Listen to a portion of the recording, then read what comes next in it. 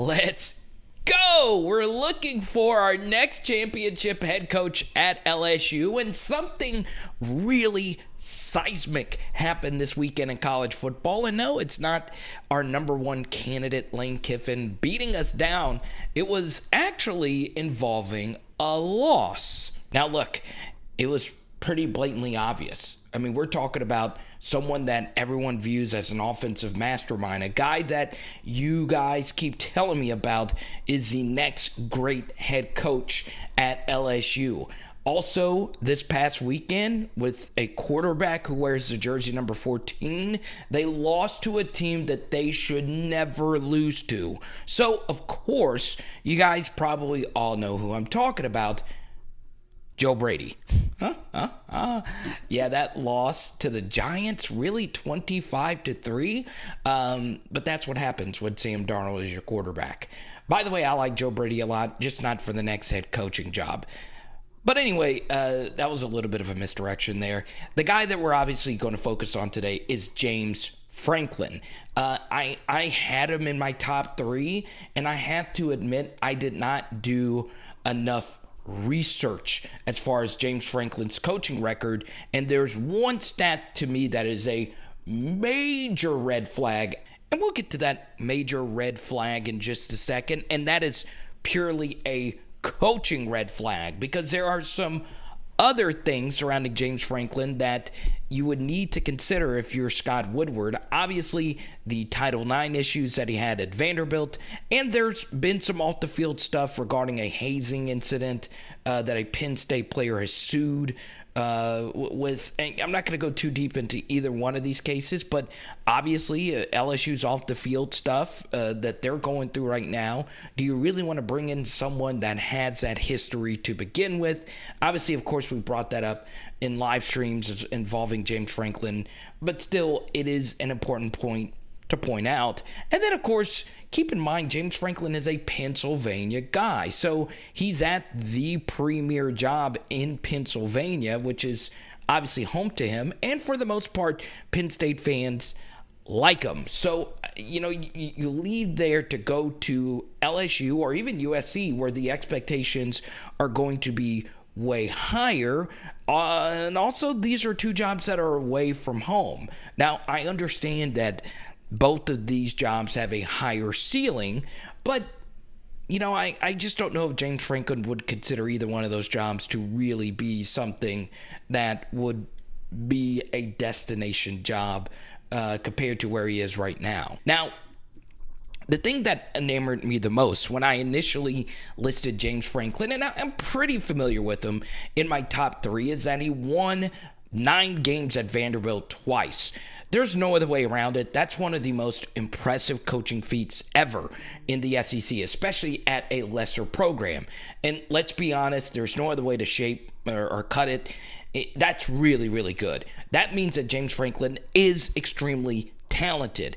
And look, his head coaching record at Penn State, turning around that program after Bill O'Brien and Bill O'Brien leaving, going 7-6 those first 2 seasons, and then having multiple 10-win seasons the few years after that is also really, really, really impressive. Now, this is where the red flags begin to happen for me, okay? Now, you go back to a couple of his game managing decisions.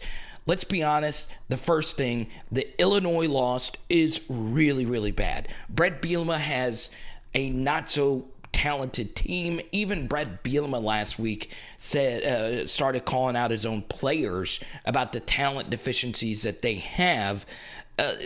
Losing in 9 overtimes to Illinois, who went down to their backup quarterback in the 9 overtime period, was not a great look. In fact, that overtime bled into the LSU 2:30 kickoff, and I was actually watching how James Franklin managed that situation, and he made some baffling decisions. But the simple fact that you allowed a team that threw for less than 50 yards to beat you on your home field, once again, this is Illinois. And look, full disclosure, Brett Bielema is a really good game plan guy. I hate his 4th down decision making, but still, Brett Bielema can always get his teams to punch above his weight. Look at how Arkansas beat us down a few times during the Bielema tenure. So yeah, you give Bielema a lot of credit for getting his team ready to go and running the football for over 300 yards, but ultimately that was just an all-time bad loss in college football, especially knowing that Penn State was coming off their bye week. So there's no other way around it. That loss was really, really bad, and it's just a long list of very interesting game-managing decisions that James Franklin has made, including the famous 4th and 5 call against Ohio State when they needed 5 yards to go win the game, and they decided to run the football with, albeit a talented running back, Miles Sanders. But come on, no coach could rationally make a decision to run the football on 4th and 5.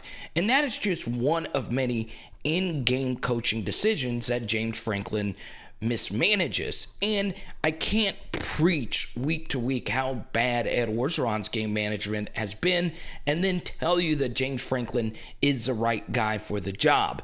I feel as if I owe an apology that I did not do more research, especially when it comes to this next stat. James Franklin is bad when his team loses their first game. In other words, he is not a good coach when adversity strikes. And it makes a lot of sense. There was no reason for that 2020 Penn State team to start 0-5. All new coaches be darned. Or new offensive coordinator be darned, you shouldn't start 0-5. But then when you look historically, James Franklin is not good at bouncing back and dealing with adversity. His teams notoriously lose the week after they lose. So in other words, James Franklin, when he has to play elite opponents back-to-back, or when he loses a game, the following game, he is not great. And this is a pattern of behavior. So, look, I don't want to throw James Franklin out of the LSU race just because of one bad game against Illinois. I kind of sort of do, but I feel like that's unfair. But what really pushes me over the edge is the simple fact that this has been happening under his tenure consistently. Whereas when they lose a big game, and a few weeks ago, Penn State did lose a shocker against Iowa. That was a close game. After a bye, they put out their worst performance of the year. And this has happened multiple times, and this is a serious character flaw. This is something you can look at if you're Scott Woodward and say, okay, we have multiple years of sample to actually see this very painful trend. And look, there's no other way around it. With the way LSU schedules normally shape themselves up, you can't have a coach who's like that. Because, as many of you know, LSU schedules are somewhat notoriously soft at the beginning, but then as the year goes on, you start playing some really tough teams back to back. So, perfect example, if James Franklin was the coach in 2022, you would have to play Florida and Ole Miss back-to-back again. Well, if you lose to Florida, your season's not over. We need a coach that can get us ready to play Ole Miss the next week, and that's something James Franklin can't do. The same thing is true with Arkansas. Moving forward, we're going to be playing Arkansas after Alabama a lot. If we lose to Alabama, especially when the playoff stretches out to 12 teams, we can't lose the following week to Arkansas, especially that late in the season. So that would knock you out of the playoff. So back-to-back losses and these back-to-back performances is a big red flag. That lets me know that James Franklin gets in his own head too much and he's not really good at getting his guys motivated and focused for the next week. So does what I just show you mean that James Franklin would not work at LSU? Absolutely not. I mean, he very well could win big at LSU or just basically anywhere because he is a really talented coach. I mean, you saw all the 11-win seasons, and the 9-win seasons at Vanderbilt are basically 11-win seasons basically anywhere else. He's really talented, and unbelievable work ethic, obviously really good in press conferences, affable personality. Look, based on what I showed you today, I've just got to slide James Franklin down my list. I mean, we're looking at a guy as well that I'm not so sure really would want to leave Penn State in the first place. His 2022 recruiting class is ranked number 3, which would be by far his best in quite some time. I mean, Penn State's classes normally float around the high teens, low 20s. And, you know, they have a really good quarterback in this next class. So, you know, I think no matter what, James Franklin is either going to stay at Penn State. I just don't think he's going to go to LSU and start another rebuild, even if it's offered. I just think he would probably use it to get another salary increase. And by the way, James Franklin is already a top 15 paid head coach in all of college football, and his salary is only going to go up year by year. In fact, he's got deals all the way out to the year 2025. So Penn State obviously likes him a lot, and he's got a little bit more wiggle room than if he goes to LSU. He would need to win right away. And I'll give you, as we always do at the end of the videos, we give you one little extra nugget at the end. And once again, James Franklin is an offensive coach, and his offenses have just gotten so much worse over the past couple of seasons. Now, don't get it twisted. A lot of that has to do with talent, okay? He had Trace McSorley, a very underrated quarterback, but more importantly, he had Saquon Barkley, Miles Sanders, Pat Freiermuth, Mike Gesicki, KJ Hamler, Jawan Johnson for you Saints fans, and Chris Godwin, Super Bowl winning wide receiver. Those were all his offensive players in about like 2016 to 2018. But then in 2019, 2020, and 2021, since Sean Clifford has been his quarterback, James Franklin's offenses have just fallen apart. In his last 24 Power 5 games, he's only had 5 games where his team's averaged 6 yards per play, which is not good.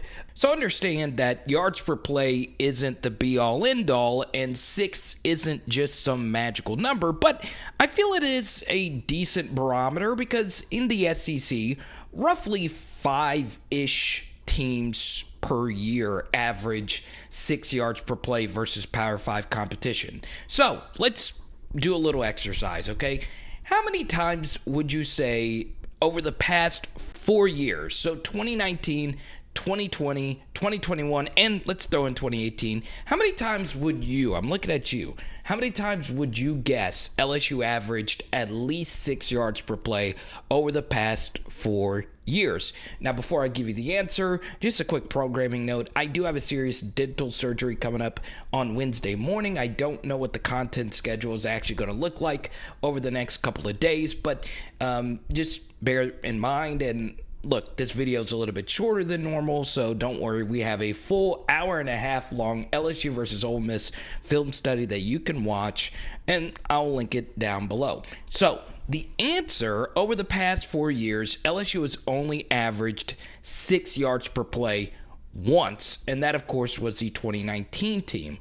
And the funny thing was that they didn't average just 6 or just 7. They averaged 8 yards per play versus Power 5 competition, which obviously is ginormously, enormously, ridiculously great. But it also goes to show you that our LSU offense needs a facelift. We need an offensive mastermind. We need someone that we know can turn around this offense in an instant. And even though James Franklin is an offensive coach, well, let me show you this, okay? So James Franklin came into that. Really, Connor? Really? I can't even say that now. James Franklin took over Penn State in 2014. James Franklin's offenses has only averaged 6 yards per play 2 times, okay? Now, that's pretty wild, okay? An offensive mastermind. Now, once again, it is really hard to get the 6 yards per play, but roughly 3 or 4 teams in the conference normally reaches that mark. And in those seasons, Joe Moorhead was the offensive coordinator. And Joe Moorhead was the only offensive coordinator for those 2 seasons. Now, James Franklin recruited the players. He was the one that got Moorhead.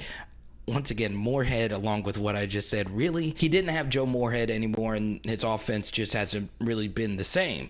So that's the thing, all right? And normally pre-2019, we think of the LSU offense as not being that great or prehistoric.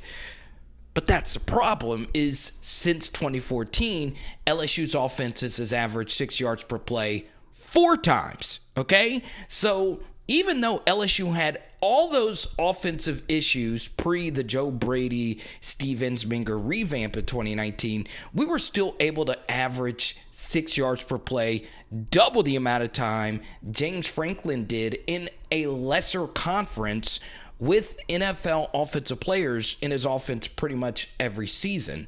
Now, once again, the quarterbacks haven't been as good as the other skill position guys, but still, that's the thing. If you do want to hire James Franklin, who once again very well could win big at LSU, not only do you need to get James Franklin over, he's got to nail the offensive coordinator hire. Whereas if you get someone like Lane Kiffin, you don't have to worry about that as much. But I'm going to leave you on a little bit of a cliffhanger here. I don't have Lane Kiffin number 1 anymore. There is a guy that makes too much sense as the clear-cut number 1 coach for LSU. And he is Lane Kiffin, but better. And I will do a video on him tomorrow, okay? That's called a tease. Plus, I want to keep this video short. Once again, you can watch that hour-and-a-half long film study if you really want to see the brilliance of Lane Kiffin's mind. I broke it all down here below, and some of it had to do with our really bad defensive game plan. But obviously, the focus of our video today is on one of the prime candidates for the LSU coaching job. It is Power Hour LSU. Boom! Get in that comment section, baby. Let me know if Franklin is your number 1 guy. And tonight we are doing salmon. Let's go. Slamming salmon. Let's